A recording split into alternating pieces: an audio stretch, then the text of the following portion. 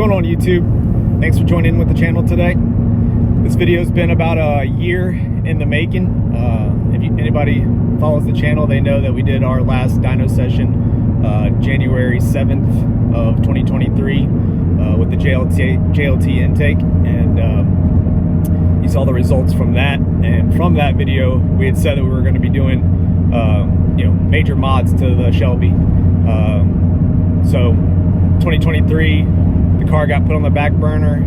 We've had the surprise Whipple Supercharger kit now for a year and a half, but again, the car just took the back burner and didn't do anything really with it in 2023. So with that being said, today we are taking the car down to Excessive Motorsports again to put it on the dyno and to get 2 tunes done with LUND RACING. It'll be a 93 tune with the 375 pulley. Again, it's a Whipple 3.8 Supercharger.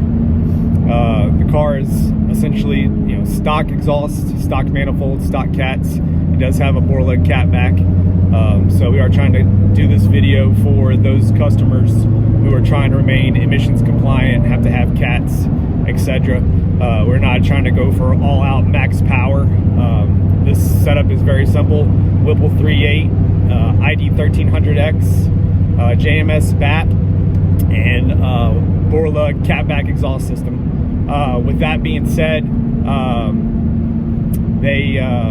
we do have the VMP airbox and the VMP ice tank in the car. So those really shouldn't add any more power, considering we're not putting any ice in the tank for today. The numbers should be pretty strong considering we are in January, and the high today is going to be mid to high 40s.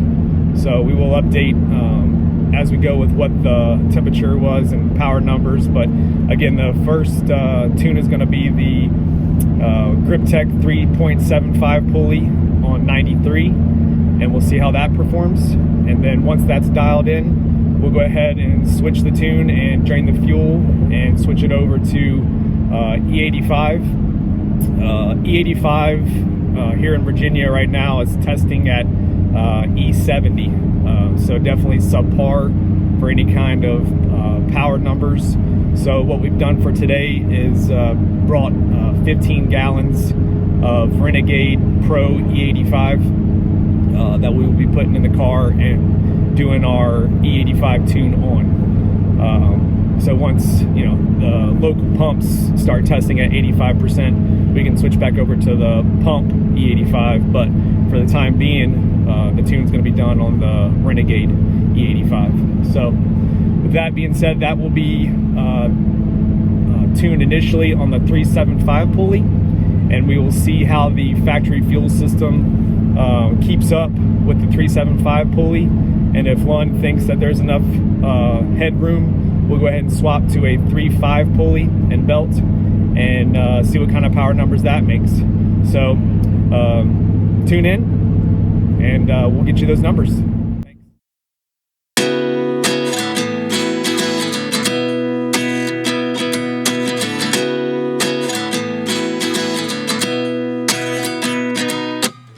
At 29 and I find myself wondering what did happen to the last 10. I ran away with my life, fast forward, never turn back again.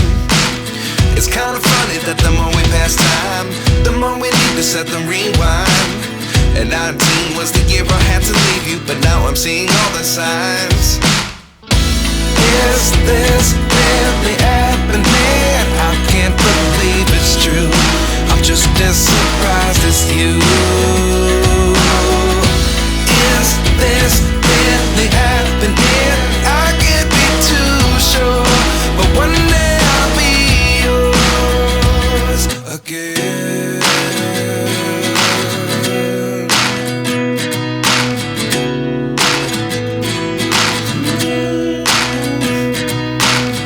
Life lessons come 1 in a dozen. The other 11 give something from nothing. I sit here looking for an answer. Maybe the biggest question was in the last chapter. You gave me the soul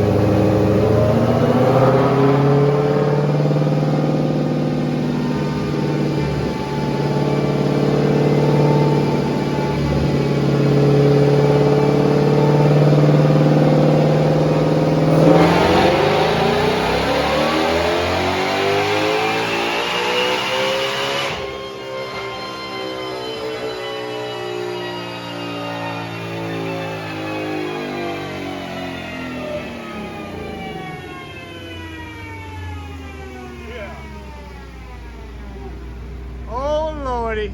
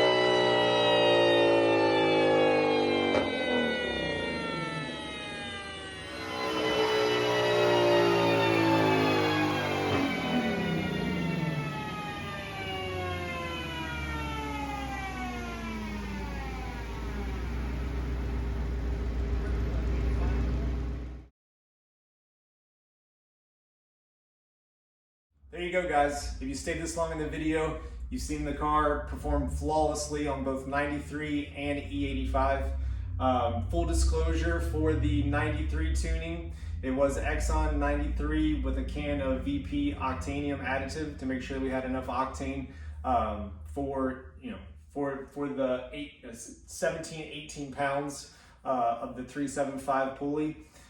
With that, as soon as Junior saw it, he was like, that's almost too much power when it comes to 93. We're gonna leave it there. And he said, go ahead and drain the 93 and switch it over to E85. So at that point, we got everything switched over. Junior sent the base file for E85. We went through the tuning process of getting the rev logs and the initial drivability logs sent over to him with a 3,000 to 6,000 watt hit. He made a revision, sent it back to us, and then from there we made a full 8,000 RPM hit. And on that tune file, it went 969 rear wheel horsepower with the same 375 pulley from 93. So we literally gained 99 rear wheel horsepower from going from 93 octane with VP additive to the Renegade Pro. So from there, Junior said everything looks great with the file. He said go ahead and drop your pulley and your belt on. So we threw the 3.5 pulley on, and then again made another pull to 8,000. This full disclosure to telling ourselves, we got excited and on that pull forgot to data log. The car made 1,038 rear wheel horsepower on that log that we forgot to data log. And so then we let the car cool down for about another 15-20 minutes so we could get a full data log pull for Junior. And the car, you see, cracked off 1,047 rear wheel horsepower on the Renegade E Pro and the 3.5 pulley. So with that, I was literally ecstatic, blown away, because again, with the limitations being the factory fuel system, manifolds, and cats, I really had no more expectation than 950 rear wheel horsepower. So definitely, above and beyond. You'll see in the pictures here shortly that I did the whole progression of what the car did stock with the JLT intake, which was 719 rear wheel horsepower. Then you'll see the 870 rear wheel horsepower for 93 with the Whipple, and then 1,047 with the E85. So with that being said, I want to go over, I've had customers ask me, which way should I go, Steve? Should I, do the full, full mods for the factory blower, go all in, or should I just go Whipple? And that's where, being a retail business, it's hard to, to navigate and tell people what they should or shouldn't buy. So you try to figure out what they use the car for, and just get a full idea of what their expectations and long-term goals are. So one thing for that is, the factory blower, absolutely, it can make the same horsepower that this made, but the limitation is going to be your IATs. The factory supercharger making the same kind of power as this is essentially going to be a one-hit wonder. It needs either a trunk-mounted ice tank with lots of ice to do multiple pulls, or you're going to have to do a pull and let it sit. I'll tell you that yesterday the dyno pulls with this blower was literally, it didn't even skip a beat. There was no heat at all. So that's one of the things you got to factor in with what you're using the car for, what your long-term goals are, and go off of that. But I've also put together a pricing sheet of what it would cost a customer going through full retail of all the mods for doing a stock ported blower versus doing the Whipple. And I'll put the sheet I have here up on the screen just to share it. But if you were to stick with a stock blower, you're looking at, for example, a lot of people use Jokers. So a Joker's race port is $2,350. A LMT lid is $1,800. Grip Tech pulley, hub, and tool will run you $400. A Grip Tech idler is $240. A JLT intake is $400. Your 4 rails and extended crossover will cost you $556. And then for this, I also did the Whipple intercooler with Whipple manifold, which is $1,520. And then a VMP throttle body, which would be $1,100. So that gives you a grand total of $8,366 for all in, not including tuning, injectors, or BAP, because those would be the same mods that you would do for both applications. So you'd be into that $8,366. And then when it comes to be going Whipple, a Whipple retail kit that has no tune, throttle body, included with it is fuel rails, is $7,600. So again, for both of those setups to run, you would need ID 1300s like we have and a JMS booster pump. So you're talking $8,366 for a max effort ported stock blower versus $7,600 retail for the Whipple. So of course you can find deals out there, used parts, or even deal discounted offerings from us retail vendors. But just comparing full retail versus full retail, you're looking at saving $766 by just going to Whipple versus going the max effort route. Now, I know I have guys that say, well, you could do the max effort in stages, which you absolutely can. But again, for the purpose of this, we're talking about the total investment in from one to the other. So, and then the other thing that you need to take into account is for those people who, once they go Whipple, could potentially sell their factory stock supercharger to recoup anywhere from $2,500 to $3,000. Some of us that wouldn't resell our blowers just for the novelty of just keeping all your factory stuff, but that option's there. So if you go and resell your factory supercharger setup, you're looking to recoup somewhere around $3,000, which makes this total investment a whole lot less. So for the purpose of this, I just wanted to point out the pluses and minuses, financially, of what it's going to cost you, to mod one or the other. That doesn't take into account that, like I said, the cooling benefit that you're going to get with the Whipple supercharger is far superior than any aftermarket add-ons that you can do to the factory blower. There's not an intercooler out there designed that can keep up with Whipple's intercooler setup. So it is definitely top tier in that category. So with that being said, this is the reason why we went Whipple. To me, it is a no-brainer to make this kind of power on both 93 and E85. And I'll tell you, like, leaving the dyno yesterday and driving home, I was in rush hour traffic.